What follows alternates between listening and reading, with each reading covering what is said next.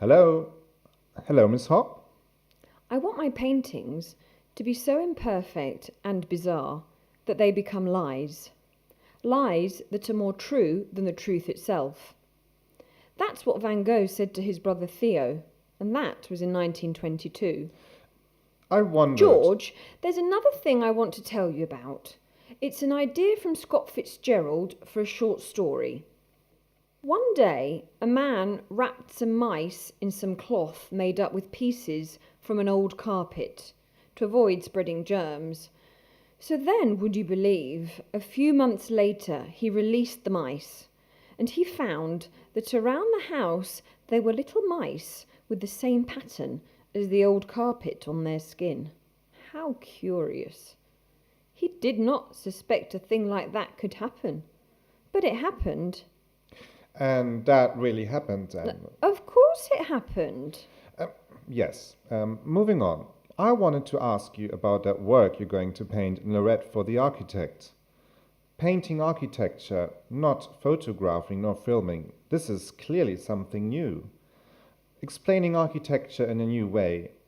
I've seen some images already, but are there pictures of movement?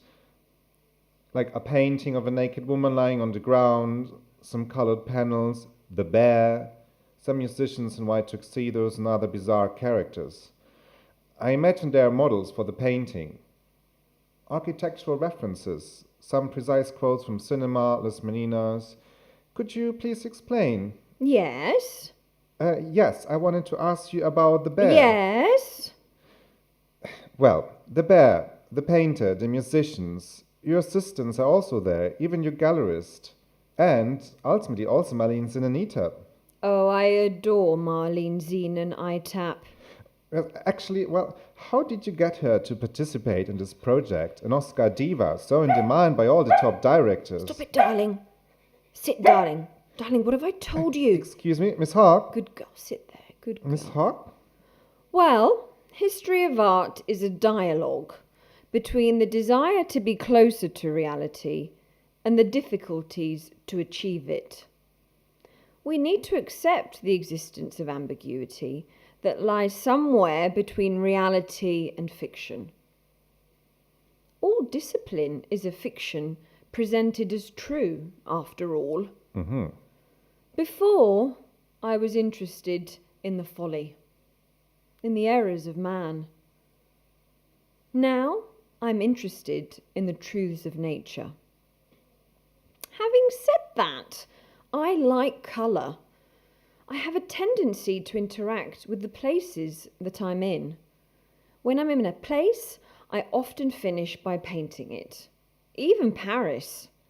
It's wonderful to live between colours, especially strong colours. After all, the object of my endeavour is to look at this space, the library. Not only looking, but observing.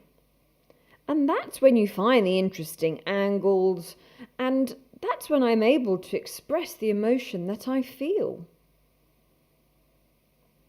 It's the pleasure of feeling alive, of being able to see things and the space itself. This is where you can find my attraction to painting. People can see the spaces in the way that I saw them. Yes, I like my paintings.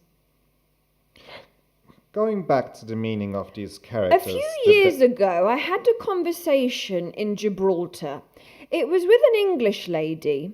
I remember the incident very well. She was wearing a curious print dress with bunnies all over it.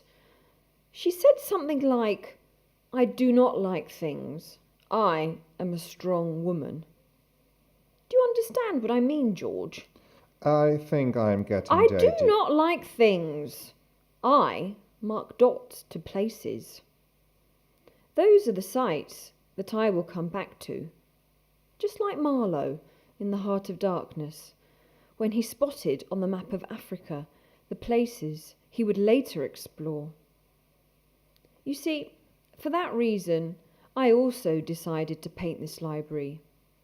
It is a world in on itself, you see. A chance to live. What do you... Goethe once wrote, Beware of those who invite us to know ourselves. It is in the world that we need to reflect upon ourselves. This world is complex, unrelated, you see. Reading the ambiguity. This should be the modern eye. And, well, the price to pay for it is a conscience of complexity. To understand is to complicate. Images cannot comfort us anymore. They can even be disturbing. But they clarify, they vivify.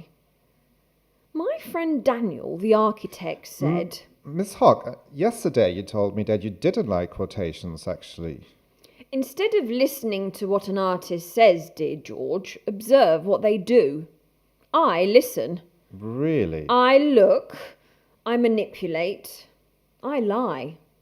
I do make mistakes. And I start again. All over again. Why not?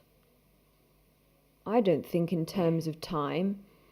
I think in terms of space. And at the end of the day, things start to take form. I think in terms of music. This is good. This is very interesting. I don't know. This is contradictory. Maybe. Don't trust it. I wouldn't trust it. And the symbols, then? The ambiguity, the doubt, and the incertitude are a substantial part of my work. The mélange, the paradox, the simulation, the simulacrum, the game. After all, to observe is to invent. Behind the accumulation of all symbols always lurks a lack of meaning. The lack of meaning requires criterion, and this requires opinion. Opinion, reflection, and ultimately reflection, skepticism. So, Miss Hock, what you mean basically Darling, the whole world knows that skepticism and humour live hand in hand. I also dislike things, but I like the rhythm of things keeping tempo. Miss Hock? Miss Hock, hello? Are you there? Are you there, Miss Hock? I can't hear you.